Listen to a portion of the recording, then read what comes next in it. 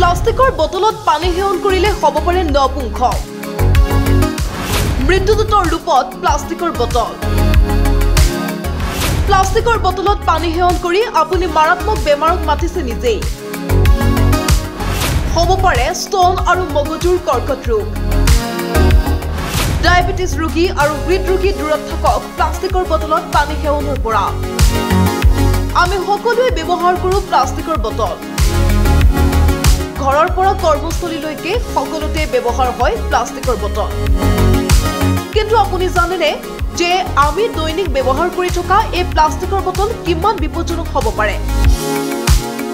প্লাষ্টিকৰ বটল ব্যৱহাৰ কৰি আমি নিজেই মাতি আনিছো ভয়ংকৰ বিপদ প্লাষ্টিকৰ বটলৰে আমি সেৱন কৰা পানী প্ৰাণ নহয় বৰবি কিয়নো এই পানীত থাকে প্লাষ্টিক এয়া আমি কোৱা কথা নহয় এয়া প্ৰকাশ পাইছে এক অধ্যয়নত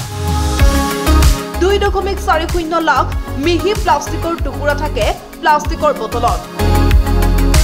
আৰু এই বটলৰ পানী যেতিয়া সূৰ্যৰ পোহৰলৈ আহে বা সূৰ্যৰ তাপ পায় তেতিয়াই এই ৰাসায়নিক পদাৰ্থ পানীত গলি গৈ শৰীৰৰ ভিতৰলৈ যায় আৰু শৰীৰৰ বৃহৎ ক্ষতি কৰে ডায়াবেটিস আৰু হৃদযন্ত্ৰৰ বাবে অতি বিপদজনক প্লাষ্টিকৰ বটলৰ পানী পলিকাৰ্বনেটৰ বটলৰ পানীত বিসফেনল এ ৰাসায়নিক পদাৰ্থ থাকে যি শৰীৰত প্ৰৱেশ কৰিলে হৃদৰোগ আৰু ডায়াবেটিসৰ সম্ভাৱনা বহু বৃদ্ধি পায়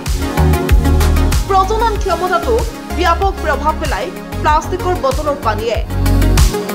বিঘ্নিত হ'ব পাৰে হৰমনৰ ভাৰসাম্যতা প্লাষ্টিকৰ বটলত পানী সেৱন কৰিলে বৃদ্ধি হ'ব পাৰে কৰ্কট ৰোগৰ আশংকা বিশেষকৈ স্তন আৰু মগজুৰ কৰ্কট ৰোগৰ আশংকা বৃদ্ধি পায় প্লাষ্টিকৰ বটলত পানী সেৱন কৰাৰ পৰা সেয়ে প্লাষ্টিকৰ বটল ব্যৱহাৰ কৰাৰ পৰা দূৰত থাকক নিউজ ডেস্ক প্ৰতিবিম্ব লাইভ